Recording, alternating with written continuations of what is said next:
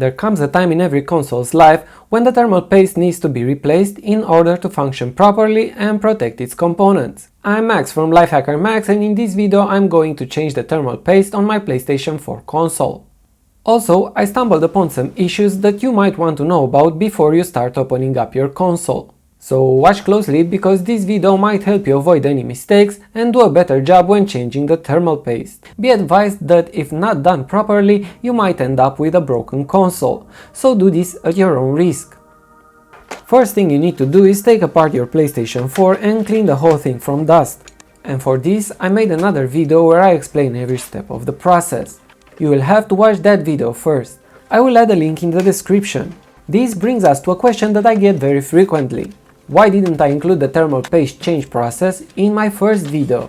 Depending on where you are from, how protected from dust your console is, and how often you are using it, you might have to clean your console from dust every 6 to 12 months. While the thermal paste has a recommended usage time of up to 5 years if you are using what I will use in this video, which is the Noctua NT-H1 Thermal Paste. So if you want to be safe, maybe change it every 3 or 4 years. I personally wouldn't recommend to anyone to disassemble their console much more often than that, unless there is an obvious heating problem, because there are some other components that can degrade every time you mess with them, like the thermal pads.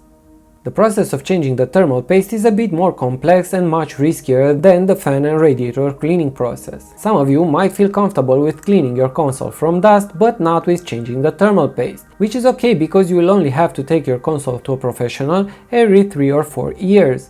If you followed my cleaning tutorial correctly, you should have the motherboard enclosed in its casing, separated from the rest of the components, same as I have it right now.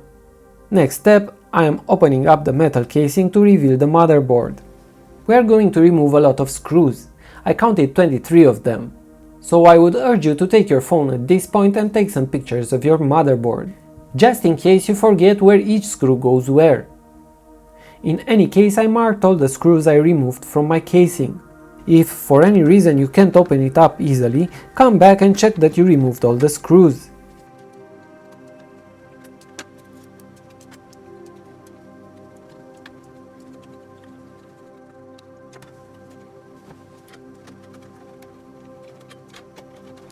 Once I remove all the screws, I can remove one plate to reveal 8 thermal pads and a little bit of dust on the metallic plate as well as on the motherboard.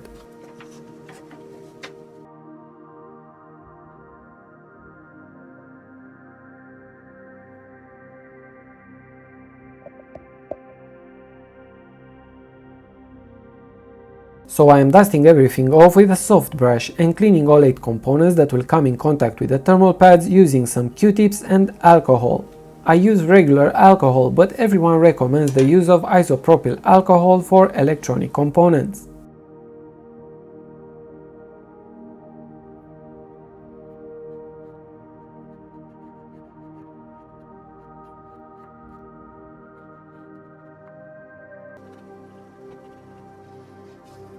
I am doing the same thing with the metallic plate. At this point I thought it was a good idea to remove the thermal pads in order to clean everything better.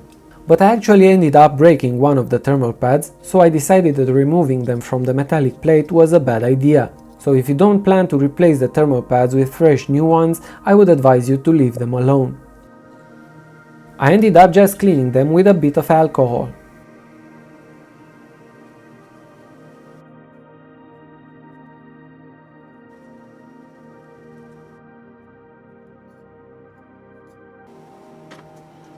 Next, I'm taking apart the pressure plate by removing those 2 screws.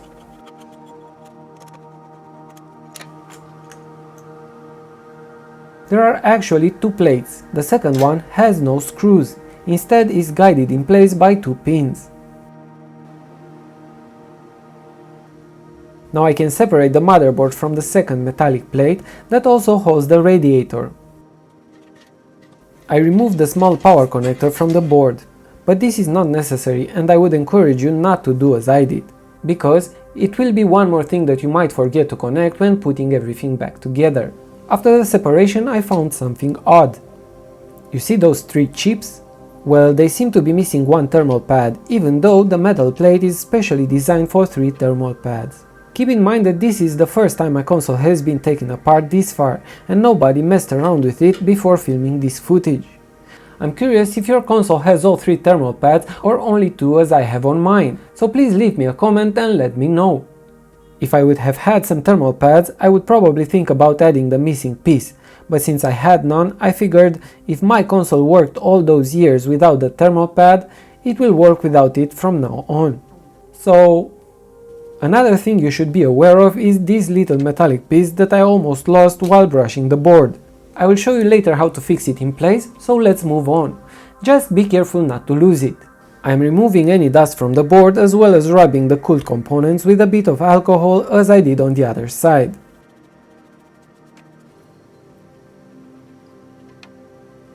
This is the processor, and the first thing I am doing is to remove the old thermal paste and clean it for the new one.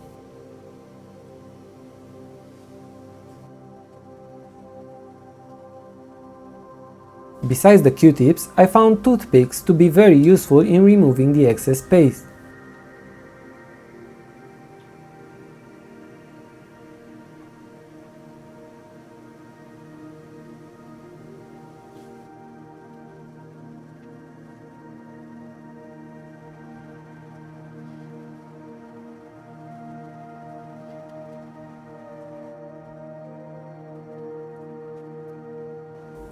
This is how the processor looks after being cleaned.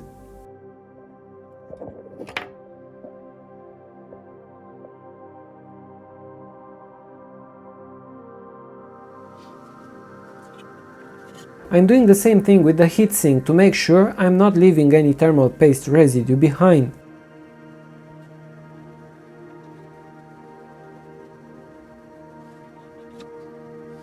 I am also cleaning the thermal pads to make sure they are all dust free. The thermal paste package has specific information about how to apply the thermal paste, and so I decided to do this by the book. But I wanted to test it out this time, as I never really trusted the dot technique that Noctua recommends. And so I applied a small dot on the processor and pressed this piece of glass to see if the dot is enough to cover the whole area and ensure the optimal cooling efficiency of my PS4.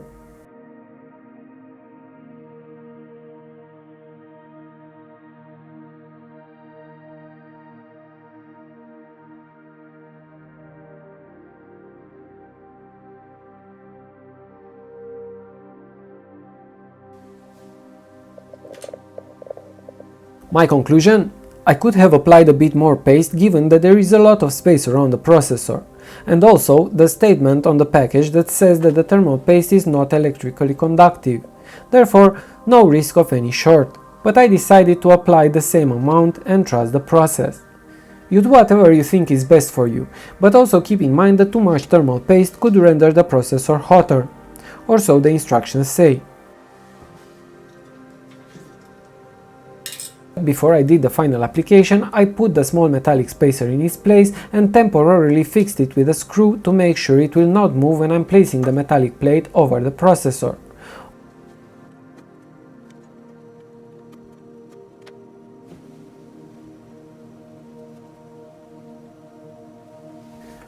Also, make sure that all the heat pads are in the right place. Now, same as before, I apply a little dot of thermal paste and I'm carefully placing the metallic plate and radiator over the motherboard. It is important to place the radiator right over the processor without smudging the paste, otherwise the paste might not spread evenly over the processor. I turn the whole thing over and install the pressure plates with the 2 screws.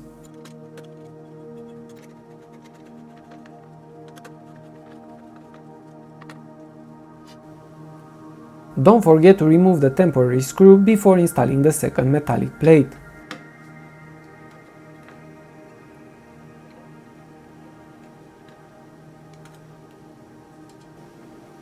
And if you disconnected the small power cable, now is the time to put it back where it belongs.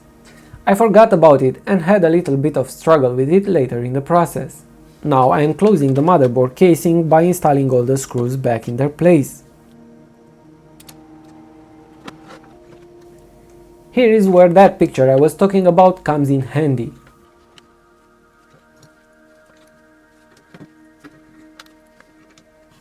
From this point on, if you need more help putting the console back together, you might want to switch to my other video on how to clean the PlayStation 4. I'm Max from LifeHackerMax, and if this video was helpful, please click the like button. Don't forget to subscribe and maybe consider becoming a Patreon to help me help others with all sorts of tutorials, life hacks and more. Thank you for watching.